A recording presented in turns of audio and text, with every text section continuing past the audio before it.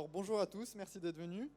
Alors moi je me présente, je m'appelle Elliot Polomé et je travaille pour l'entreprise CTC Group, je suis en première année de thèse.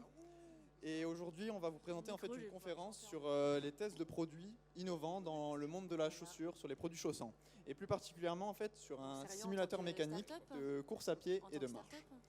Alors pour situer notre entreprise, CTC en fait c'est le centre technique du cuir de la chaussure et de la maroquinerie. Actuellement, on est un comité professionnel de développement économique pour les filières industrielles, pour différentes filières des industriels français, à savoir donc celle de la peau brute, de la peau brute, de la tannerie et de la mégisserie, mais également aussi de la ganterie, de la maroquinerie et pour finir de la chaussure. Alors on a différents domaines d'expertise qui sont les suivants, à savoir donc la recherche et le développement, mais aussi la formation et également tout ce qui est certification et normalisation par le biais de deux laboratoires, à savoir notre laboratoire chimique et notre laboratoire physique qui sont en interne. Du coup, on est capable en fait d'accompagner ces différents industriels du produit en fait initial, à savoir la peau brute retirée dans les abattoirs, jusqu'à la commercialisation des produits avec tout ce qui est certification et normalisation. Et entre ces différentes étapes, on retrouve par exemple tout ce qui est test et validation de produits. Et aujourd'hui, cette conférence, elle s'insère en fait dans cette partie-là. Effectivement, de nos jours, en fait, on a deux grandes catégories de tests pour les produits chaussants, à savoir tout d'abord les tests en laboratoire physique. Ce sont des tests en fait où on peut quantifier la performance, la résistance et l'usure des produits chaussants. Alors en fait, généralement, on prend une chaussure, on la met sur un banc de test, et là, on vient réaliser le test en question. Donc là, par exemple, vous avez 3 images de test. C'est des tests qui permettent en fait de caractériser une partie de la chaussure. Par exemple, sur l'image en haut à gauche, c'est tout ce qui est de la rigidité de flexion de la chaussure, et c'est vraiment la caractérisation d'un point précis de la chaussure.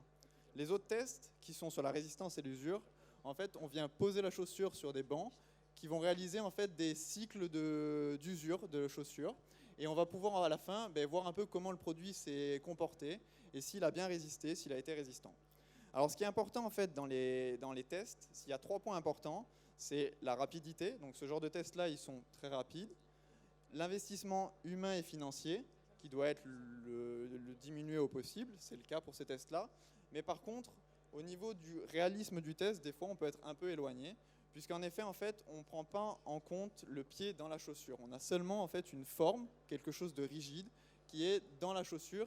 Et du coup, on peut avoir des résultats qui parfois vont être éloignés de la pratique réelle qu'on peut faire avec ce produit-là. Néanmoins, ils sont tout à fait performants.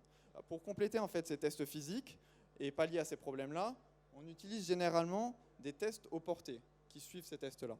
Et ces tests au porté, on utilise d'autres outils, à savoir donc des questionnaires de ressenti, où on va en fait venir demander à nos testeurs qui viennent en réel sur la plateforme comment ils se sentent dans le produit. Par exemple, il peut y avoir des questions comme quel est le ressenti instantané dans la chaussure, ou encore si la chaussure est performante du point de vue du déroulé, ou d'autres paramètres comme l'amorti, et ainsi de suite. En plus de ces questionnaires de ressenti, on va réaliser en fait des évaluations biomécaniques sur le produit qu'on teste. Comme par exemple sur la vidéo, on voit un de nos testeurs justement qui est au laboratoire et il est équipé de différents capteurs. Là par exemple, c'est un set de motion capture où on vient en fait poser des petits marqueurs réfléchissants sur les points anatomiques clés, des points anatomiques clés de nos testeurs pour voir en fait comment ils vont se comporter avec le produit. Et du coup, à l'aide de ces petits capteurs, on peut justement en fait retracer entièrement le mouvement de nos testeurs dans l'espace 3D et ainsi avoir une évaluation biomécanique complète du testeur, comment interagit le testeur avec le produit en question. En plus de ça, du coup, on a un tapis en fait de force instrumenté sur lequel est en train de marcher notre testeur et on récupère en fait toutes les réactions d'effort du sol dans l'espace en 3D et du coup ça nous permet de voir comment interagit la chaussure cette fois-ci avec le sol. Et donc c'est très intéressant pour quantifier nos produits. En plus de tous ces outils que je viens de vous présenter, on a également de disponibles des capteurs, des caméras thermiques qui, elles, permettent justement de voir l'échauffement des produits au cours de la pratique. On peut du coup réaliser des tests sur des produits chaussants avec des chaussures fermées et des concepts assez innovants. On peut également aussi regarder ce qui se passe pieds nus Et en plus de ça, on peut tester des chaussures à talons et voir justement ce qui se passe au niveau de l'échauffement, au niveau des pliures et des endroits spécifiques pour voir si, par exemple, on va avoir la création de cloques ou autres problèmes qu'on pourrait rencontrer lors de la pratique. À côté de ça, on a également aussi des capteurs de pression qui, cette fois-ci, eux, sont à l'interface entre le pied et la chaussure, la semelle. Et là, du coup, on peut voir en fait ce qui va se passer au niveau de la voûte plantaire et regarder s'il va y avoir des points gênants en fait au niveau de la semelle. Donc généralement, ça se traduit par des zones qui sont intensément rouges et qui peuvent être gênantes lors de la pratique également. En plus de ça, on a des caméras rapides qui, elles, permettent de décomposer le mouvement très précisément et de voir des chocs qui sont invisibles en fait à l'œil nu réellement. On peut voir des déformations vraiment infimes et c'est assez pratique comme capteur. Et pour finir, on a tout un lot en fait, de capteurs qui, eux, nous permettent justement d'aller directement sur le terrain. Cette fois-ci, d'étudier le produit dans son environnement classique. Du coup, on retrouve des capteurs d'électromyographie qui permettent justement de mesurer en fait, l'intensité des muscles au cours de la pratique, mais également des accéléromètres pour tout ce qui est accélération, des goniomètres pour cette fois-ci pallier à la motion capture qu'on peut réaliser uniquement en laboratoire. Et pour finir, tout ce qui est analyseur gazeux qui nous permettent de traduire en fait l'économie des personnes lorsqu'ils portent les produits. Et comme vous avez pu voir sur la vidéo, tous ces capteurs-là sont aussi utilisables dans des situations d'ergonomie au travail pour justement quantifier la pénibilité des postes. Alors, à l'aide en fait, de tous ces capteurs-là, on peut réaliser du coup des évaluations biomécaniques qui peuvent être plus ou moins longues, qui peuvent aller d'un jour à plusieurs mois suivant le protocole qu'on met en place. Du coup, généralement, ce qui se passe, c'est que la personne vient au laboratoire, fait une visite, et ensuite, on quantifie le produit. Elle part avec ce produit-là, elle va parcourir un certain nombre de kilomètres et revenir au laboratoire, et on va regarder comment ce produit a vieilli, comment il s'est usé, en fait. Et du coup, on retrouve nos 3 piliers. Cette fois-ci, donc, on est au plus proche de la réalité, mais néanmoins, ce sont des tests du coup, qui sont assez longs à mettre en place, que ce soit les capteurs ou les testeurs au fur et à mesure qui testent le produit et qui doivent réaliser leurs kilomètres. Et l'investissement humain et financier est aussi important. Du coup, à cet essai, on a eu l'idée justement de créer en fait une machine permettant de combiner en fait les avantages des 2 tests que j'ai pu vous présenter en enlevant tous les inconvénients. Alors pour cela, on a mis en place une étude biomécanique l'année dernière qui a eu pour but en fait de faire émerger les données en fait de création de notre simulateur mécanique de course à pied et de marche pour ainsi le paramétrer au mieux et pouvoir le dimensionner. Alors au niveau de l'étude, on a fait passer un certain nombre de testeurs justement qui ont utilisé les outils qu'on avait au laboratoire. Donc ils ont répondu à des questionnaires de ressenti. Ils ont également scanné leurs pieds pour en fait avoir le volume de leurs pieds et savoir exactement comment était le pied des testeurs en fonction de leur pratique et ainsi en fait pouvoir venir créer un pied au plus proche de la réalité qui sera plugué sur notre simulateur de marche et de course à pied. À côté de cela, on a utilisé notre tapis instrumenté, également des capteurs d'accélérométrie que je vous ai présentés, et pour finir, le set de motion capture que vous avez déjà vu. Alors, l'ensemble de nos testeurs qui ont participé à cette étude-là ont porté différentes chaussures, vraiment des chaussures assez variées. Là, vous avez quelques exemples en vidéo. Donc, par exemple, à droite, vous avez des femmes qui portaient des talons, mais il y avait également des hommes qui ont porté des chaussures classiques à talonnettes, ou encore on retrouve des ballerines en bas à gauche, des sneakers de ville en bas à droite, des chaussures de course à pied, et bien sûr une condition en fait de contrôle pour l'ensemble de nos testeurs qui était la marche et la course à pied pieds nus. Alors toutes ces données qui ont été récoltées permettent justement de paramétrer le simulateur. En fait, là, vous voyez par exemple sur la vidéo un set de motion capture qui a été labellisé en post-traitement. Et du coup, vous pouvez voir vraiment l'ensemble des points anatomiques qui sont ciblés sur nos testeurs, cette fois-ci en mouvement dans un espace 3D. Et là, par exemple, le point qui est en train de se déplacer, c'est justement le genou au cours de la marche. À côté de ça, vous avez en rouge les flèches de force de réaction du sol dont je vous parlais tout à l'heure. Donc, c'est les efforts que produit le testeur sur le tapis lors de la marche.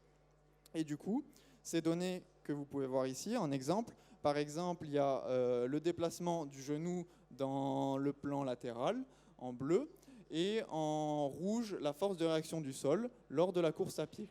Alors, c'est des données très importantes qui permettent justement de dimensionner le simulateur.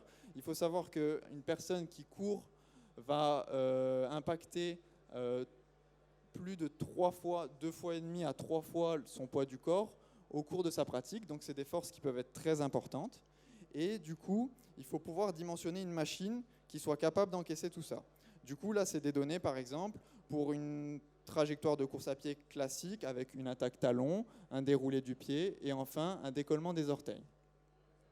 Du coup, ça nous a permis de faire émerger les dimensionnements vraiment spécifiques de notre simulateur et en regardant ce qui se faisait déjà, aucune des machines existantes n'était capable vraiment de répondre à notre cahier des charges.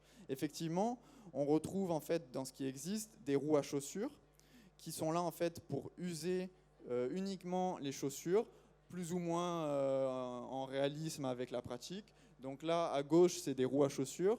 En haut à droite, c'est une machine spéciale de test plus orientée pour les tests de pays, où justement, ils ont rajouté, par exemple, une rotation du sol permettant justement d'user plus rapidement les semelles des chaussures.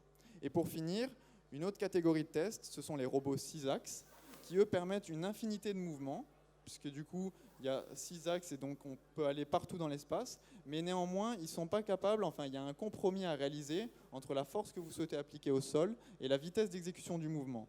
Donc soit on peut réaliser de la marche lente ou de la course, mais également à vitesse lente, parce que le robot ne sera pas capable d'appliquer une force aussi importante que 3 fois le poids du corps d'un testeur à une vitesse importante, comme de la course à pied à 14 ou 16 km/h.